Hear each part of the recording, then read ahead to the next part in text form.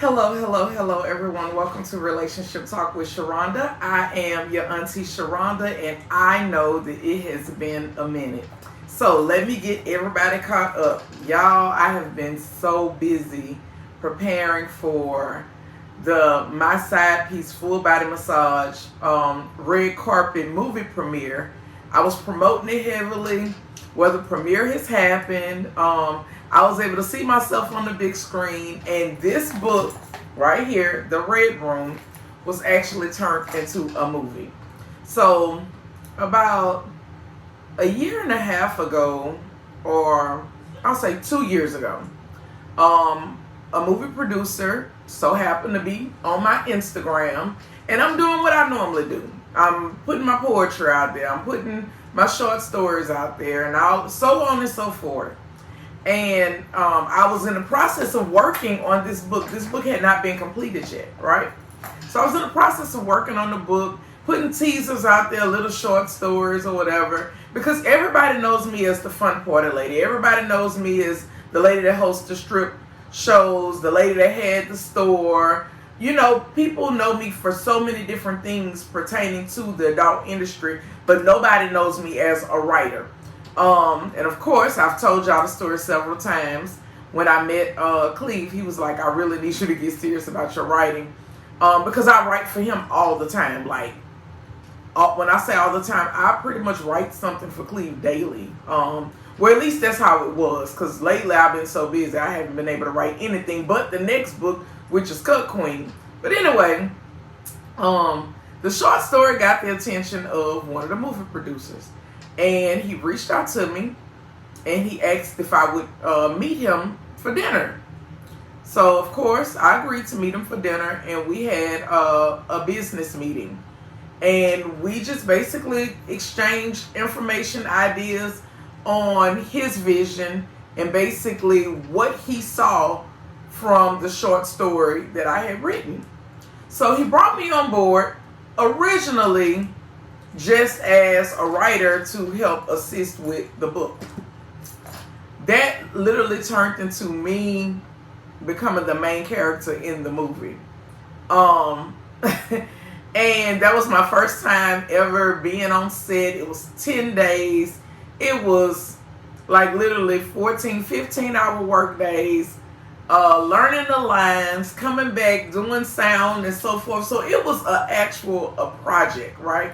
So to see it on the big screen, like, it did my heart good. And what really did my heart good was to see Sharonda McKnight. I have been so, because there's this post and they say, why do women hold on to their married names, right? I have been Sharonda Parker since I was 17 years old. And I know for a lot of people that may not mean anything, right? But I was married for 23 years. Me and my kids all had the same name, right? All of my degrees were in Sharonda Parker. My career was built on Sharonda Parker. AVN booked me as Sharonda Parker. In other words, the whole world knew Sharonda Parker. And once I went through my divorce, I was like, you know what? I was on my Tina Turner shit. I'm keeping the name. I was on my Tina Turner shit. I'm keeping the name. Like, I don't care what else I do in life. I'm gonna keep this name because I've worked for it.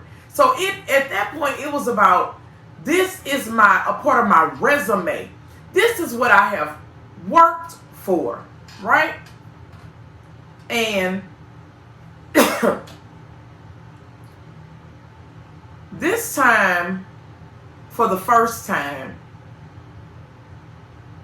to see Sharonda McKnight on the screen, I think for me, that it was what I needed.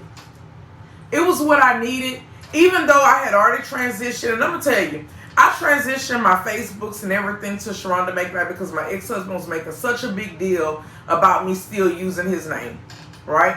As if I hadn't worked for it. But anyway, he was making such a big deal about it because he knew that money was attached to Sharonda Parker. The knowing, the brand, and everything was attached to Sharonda Parker.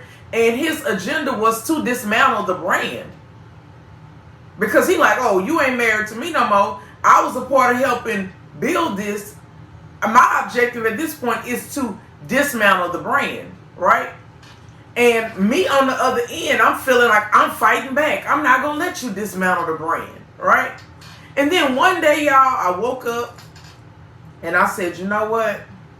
I had gotten an email from him again about the name. Because he constantly was emailing me about just using the name. You still using my name. You with another man and you using my name and my name and my name, right?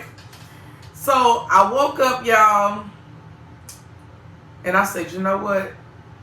This is the last email that I'm going to get about using this goddamn name. Because this is who I identified with. I identified with that name. Marriage was a part of my identity. Like so many things, it's who we are, it's identity. And I made the decision. I just made a decision for myself. I was not comfortable with the decision, but I made the decision. And I said, today is the day that I dropped Sharonda Parker. And I began building Sharonda McKnight. I contacted Dewey and I said, I want everything under Sharonda McKnight. As I was publishing this book, I told the publisher, I want everything under Sharonda McKnight.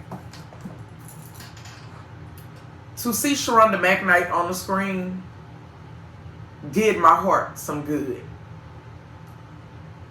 It was not easy to let go, but guess what? I'm glad I did.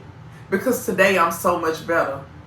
Today I'm in such a great place with the direction that Sharonda McKnight is going. At my job, my career, everything is Sharonda McKnight, right? And even Sharonda McKnight is leading and literally transforming the Baton Rouge branch as Sharonda McKnight. I'm still Sharonda, was Parker, but up until, and I've said it, even if somebody comes along and changes my last name, right? Or even if me and Cleve decide to move forward in a forward direction and I change my last name, I'm going to always be Sharonda. And that's the part that I had to wrap my mind around, is these people don't care about no McKnight or no Parker or nothing like that. They care about Sharonda.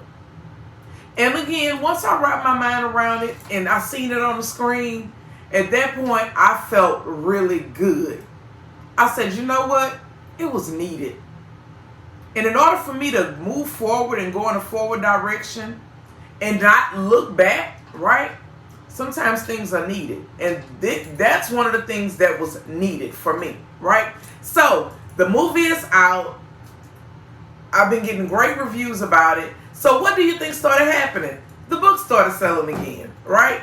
So I have put in an order for more books. I still have books on hand. I got a few more. But for the video, I just wanted to have something that I could grab. If you are interested in the book, I still have paperback books. When you get them, it will be an autographed copy. I'm going to sign them and mail them to you, right? I'm just in a really good place. I feel like I have stability. I feel like I've settled into my role.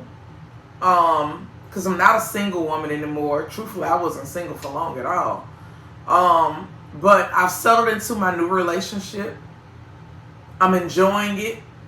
I'm enjoying where I'm at in my life. I don't get to make these videos as often as I would like because I am working a real job. You know, like I got a career going on now, right? It's not just something I'm doing. It's an actual career. So I'm putting a lot of energy into that. I'm still booking parties here and there for when people want them, right? But I'm just really like settling in with who I am and where I am in life, because I don't think people understand the way divorce can dismantle you. It could literally dismantle you. It could literally rock your world. It could literally have you so unstable. And I just thank God that even with me being unstable in certain areas, lack never existed. And I thank God for that. So, moving forward, y'all, I have been so busy, I never got a chance to take the sale down off the website. So, this sale is still going on, which is the gummy for the women, the honey for the men, and the bullet. That sale is the ultimate bundle. It's still going on the website now, so you can take advantage of it. Father's Day is coming up, okay? Tomorrow. Father's Day makes 3 years that my life changed, because my life changed on Father's Day. That year, Father's Day was horrible. It was a horrible Father's Day, a horrible experience. But that was 3 years ago. Father's Day is tomorrow. So let's talk about it. We have some people that have family values, and then we have people that have individual values. Neither person is right or wrong, right? And I'm talking about this because I saw something that was sent to me, and basically the young lady was very upset because her husband is present every day for her and the kids, and he wants to take Father's Day and hang out with the guys, and they've planned like not a trip, but a guy's day out with no wives, no kids, just them enjoying themselves. And she was livid because she felt like it's Father's Day, and Father's Day should be about me and the kids. And his position was, I'm with you and the kids every day, and if it's about Father's Day, then I should be able to do some of the things that I want to do, right? So my thing that I explained to her was, you have family values, and then you have individual values. Some people, even with having a family, even with being an individual, does not matter. Some people hold individual value a little higher than family value. I was one that had a lot of family values, right? Because I had a family. And I still have a family, but today my family looks a lot different. I'm no longer married, even though I have Cleve, right? My 2 older daughters do not live here in the same city with me anymore, right? And my baby girl, she's a teenager, and she kind of does her own thing. So the idea of family and how I used to cook these big old meals and would invite everybody over and all of this kind of stuff like that, that's not my life anymore, right? So today, individual values is a little bit higher for me because I don't have the family structure. Now, if I had the family structure and I was presented with something like that by my husband, this is what I would say. Baby, let's compromise. How about me and the kids, we get up and we cook for you that morning, and we shower you and we love up on you and give you gifts, and I send you to go hang out with your friends with a smile on your face, because I'm going to do my part as your woman. I'm going to let them kids do what they going to do as far as their food concerned, but as your woman, I'm going to show up as your woman. Because see, sometimes we get so caught up on the term wife so we forget to be their woman. And I'm going to make sure that when you show up with the guys, you happy, your heart happy, and your nutsack empty. I'm going to make sure. And you're going to go with the guys, and you're going to do whatever it is you do with the guys, and you're going to have a great time. And guess what? You're going to be able to look at Father's Day and say, I had a great day. It was a compromise that was made. My family took care of me that morning. My kids showed up and showed out for me. My woman made sure I was happy. And my boys, we had a good time as well. But to say all or nothing, this lady said she told this man, if you don't spend Father's Day with me and the kids, when you go out with your boys, just don't worry about coming back home, because you won't have a home to come back to. I personally felt like that was a little extreme. I completely understood where she was coming from. But I also understand that when you do the day-to-day with your family, and you show up and you're present with your family every day for the day-to-day, on a day that's supposed to be for you, you should be able to spend it however it is that you want to spend it. I understand that as well. So, for those of you all that are faced with an issue like that, I suggest you compromise, right? Me, on the other hand, Cleve's parents, they are still here. His situation is completely different than mine. So, what we're going to do tomorrow is we're going to celebrate his dad, right? And we're going to make it all about his dad. Even though Cleve is a father, we're going to make it about his dad. And then on Thursday, which will normally be our date night, and it still will be, I will make that night about Cleve. And I have something special planned for him that I think he will enjoy. Of course, I'll give him his gifts and stuff tomorrow. But I'm not one that like to rush the day. So I don't want to kind of give your dad a little piece of the time and then we got to rush off and go and do something. Then we got to rush back because you got to get rest because you got to go to work that night. No. I would much rather do something on a different day. I very seldom, even Mother's Day, I didn't celebrate it on Mother's Day. I celebrated a weekend later because there was so many different little things going on. I got to spend time with Cleve. I got to spend time with Madison. I got to, so when he planned what he planned for me, I wanted to be present in that moment for the whole day, the full day. I wanted to be able to give you all of me with no distractions. And that's the way I feel that Thursday will be a better day because I will get him fully present with no distractions and he ain't got to go to work that night. So that's what we're going to do. But again, thank you all for everyone who came out to my movie premiere. The movie is going to launch on Amazon first. I will let you guys know, and then it's going to transition to Tubi and some of all of the other apps, right? If you want the book, go to my website, take advantage of the book, and also don't forget to take advantage of the Ultimate Bundle, right? You all be blessed. You all enjoy the rest of your day. I'm about to get ready to go to the Juneteenth celebration that's going to be held at the Whitney Plantation. So I'm going to go and enjoy my day. It's not going to be just me and Cleve. It's going to be a group of friends of us that's going to celebrate. So I'm looking forward to that today. And then again, tomorrow is Father's Day. You all be blessed. Happy Father's Day to all of the dads who are fathers present, who got kids all over the country, whatever you got going on, and you making a way and you making everything happen. Tomorrow is for you. All right? Happy Father's Day.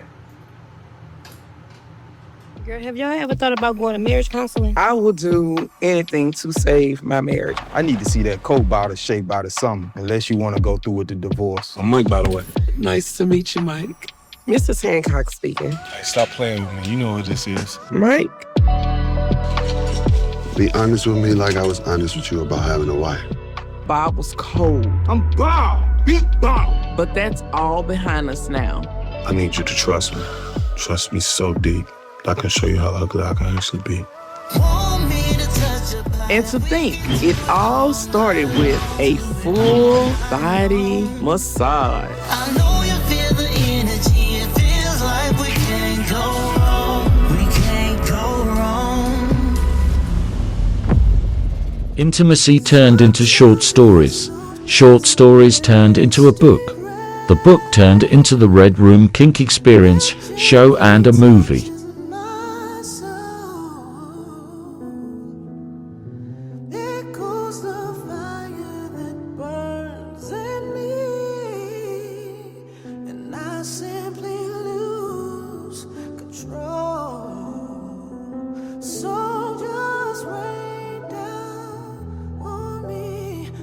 Your love just fall like raindrops of rain on me.